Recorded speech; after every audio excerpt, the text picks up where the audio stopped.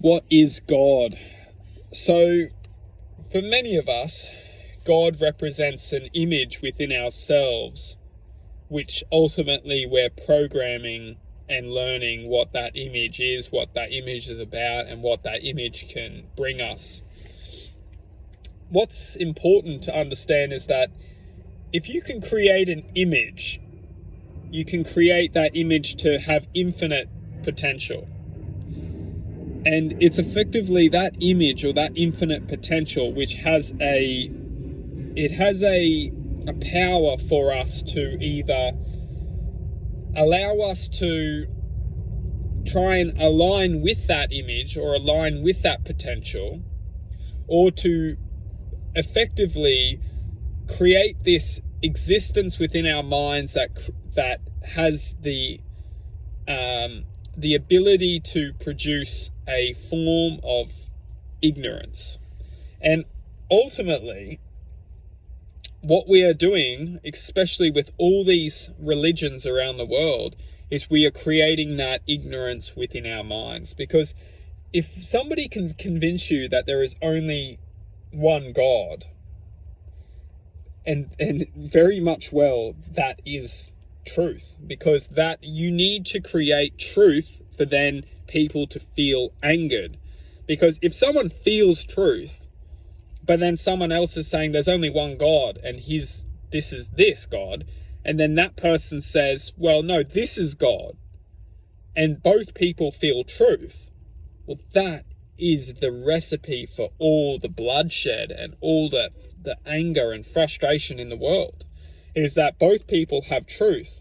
Both people are saying, no, this is right, no, this is right, and that is how the powers at B can create massive wars and bloodshed, because you can convince the human psyche that someone is lying, or someone is feeling, or someone is lying. But no person is lying. Both people are feeling truth. It's because it's very sophisticated, and to put very, very simply, is that the essence of God is the essence of oneself. And if you can effectively align someone's self with that essence, or with that level of awareness, you can convince that person that they're feeling God. They're feeling the inner truth. They're resembling existence within themselves. And what we've done, at least what we've done as a species, is we've categorized, and it's not necessarily our fault because it's done with a lot of brainwashing and a lot of very sophisticated psychological techniques to compartmentalize this truth in different categories, in different boxes. So effectively, it's all coming from one source, and this is what we can refer to as God. It's all coming from one source. The truth is all coming from one place.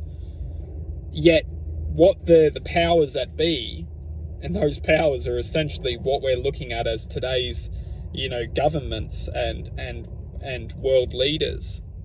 And not necessarily it stops there. It goes deeper into who's truthfully controlling the powers that be, the powers who are controlling this, the reality of which we know it, is that it takes source and it feeds us, and it dresses source in a different way. And that's where we get these different world religions. It's all the same source, it's just dressed in a different way.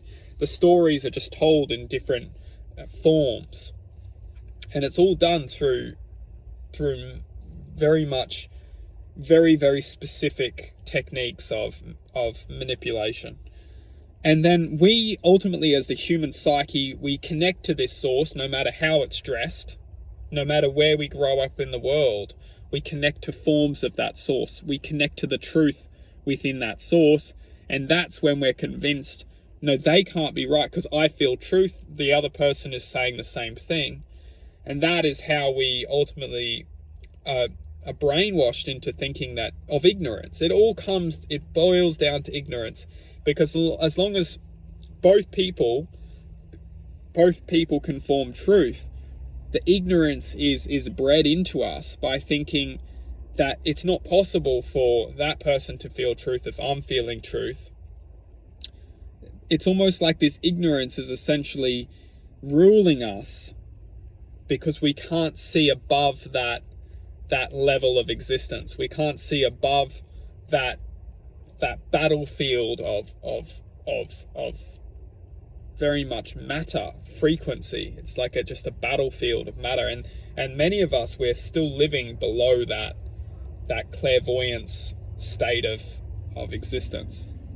Clairvoyance is the state of existence which we need to see above that battlefield of energy within matter.